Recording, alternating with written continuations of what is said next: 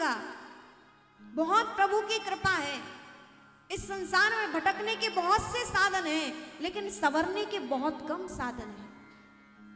ऐसे पूज्य पास सद्गुरुदेव भगवान की सन्निधि पाकर भी यदि हम अपने जीवन को सार्थक जीवन ना बना पाए तो ये हम लोग दुर्भगा हैं, दुर्भागी हैं हम।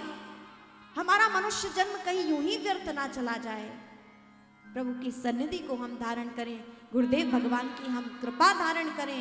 इस तीर्थ भूमि पर हम पधारे हैं, खूब नाम निष्ठा हम रखें, खूब मंत्र हम जाप करें और जितना हो सके गुरु की कृपा अनुग्रह को जीवन में धारण करें। गुरु ग्रह पढ़न गए रघुराई, अल्पकाल सब विद्या पाई। भगवान राम चारों भाई गुरुकुल गए हैं, वहां पर निवास किया, गुरुदेव की खूब सेवा शुश्रूषा करते हैं। और निवेदन करूं आपसे, धन देना सरल है। बहुत से लोग कह देते हैं हमने वहां से धन पहुंचा दिया, हो गया। उसकी भी आवश्यकता है। आज जो युग है धन की भी परम आवश्यकता है। आप देख रहे हैं धन से ही तो ये सब सुसाज सज्जित है, व्यवस्थाएं हैं।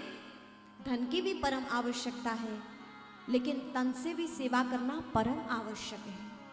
तन मन धन सब गुरु को समर्पित करना चाहिए। मन से गुरु के माध्यम से परमात्मा के चरणों में लगे, तन से हम सेवा कर सकें। जब भी हम आश्रम परिधि में जाएं, आश्रमों में जाएं, आप गुरु आश्रम नहीं, आप किसी भी आश्रम में जाएं, हो कि आप सेवा कर सको। आप देखिए भगवान ने कौन सी सेवा की थी।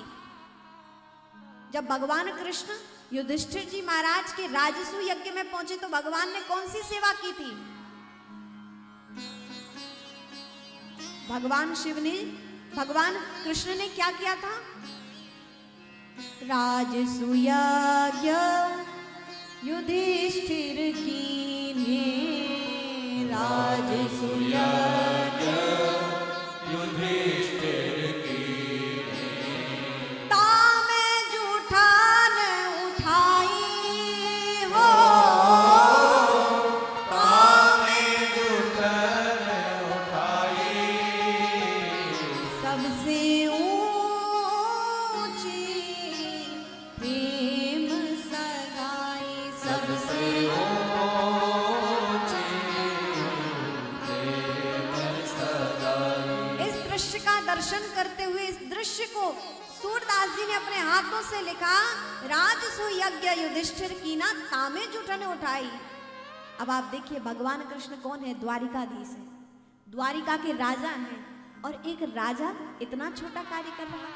कहां जब सिंहासन पर बैठते हैं द्वारिकाधीश, द्वारिका नरेश बनकर बैठते हैं, तो ब्रह्मा जी भी कभी दर्शन करने आए तो भगवान की पाद पीठ पर प्रणाम करते हैं। जहां भगवान के समक्ष चरण पादुका रखी है वहां प्रणाम करके वहीं से चले जाते हैं। इतना भय है कि जाकर चरण स्पर्श भी नहीं करते हैं, पाद पीठ पर प्रणाम करके चले जाते हैं। ये भगवान की महिमा है, ये भगवान का प्रभाव है। लेकिन वही अपने भक्त की भक्ति और प्रेम के वशीभूत होकर जब राजसू यज्ञ में पहुंचे हैं तो वहां कहां श्रेष्ठ राजा, कहां भगवान और कहां जूठन उठाते। तामे जूठन उठाई, कहां यज्ञ में, राजसू यज्ञ में। जब भी आप गुरु स्थान जाते हैं, यज्ञ अनुष्ठानों में जाते हैं, सेवा से ना बचिए, सेवा कीजिए। और वैसे मैं आपको यहां सेवा करने के लिए नहीं कह रही हूं, आप ये ना विचार कीजिएगा। यहां तो गुरुदेव ने ऐसी व्यवस्था की, हमारे श्याम भैया, सब व्यवस्थाएं पहले से आके 2-3 महीने से सब व्यवस्थाएं चल रही हैं। किसी को एक गिलास उठा के यहां से यहां नहीं रखना है। संपूर्ण सेवाएं यहां पर पूर्व से ही चल रही हैं। सारे यहाँ पर सेवक लगे हुए हैं, गुरु आश्रम में, गुरु शिविर में, अखंड दयाधाम शिविर में, सब व्यवस्थित चल रहा है।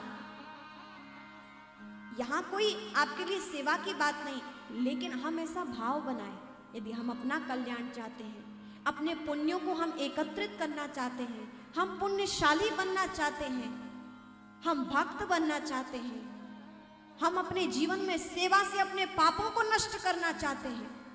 आप देखिए, जब आप किसी से सेवा लेते हैं तो उसके बदले आप अपने पुण्य देते हैं। लोग कहते हैं कि अरे हमारी सेवा शुश्रूषा हो रही, नहीं, जब आपकी सेवा होती है तो आप उसके बदले धन दो या ना दो, जो वो अलग बात है, लेकिन वह आपके पुण्यों को लेकर जाता है। लेकिन जब आप सेवा कार्य करते हैं यज्ञ अनुष्ठान में, तो वहां आपके पुण्य नहीं, आपके अपितु वहां पाप जाते हैं। आप अपने पापों से मोचन कर पाते हैं, अपने पापों से मुक्त हो जाते हैं। इसलिए सेवा कार्य, हम कहीं भी जाएं, आश्रमों में जाएं, यज्ञों में जाएं, कहीं भी आप तीर्थ स्थान पर जाएं, सेवा का भाव रखिए।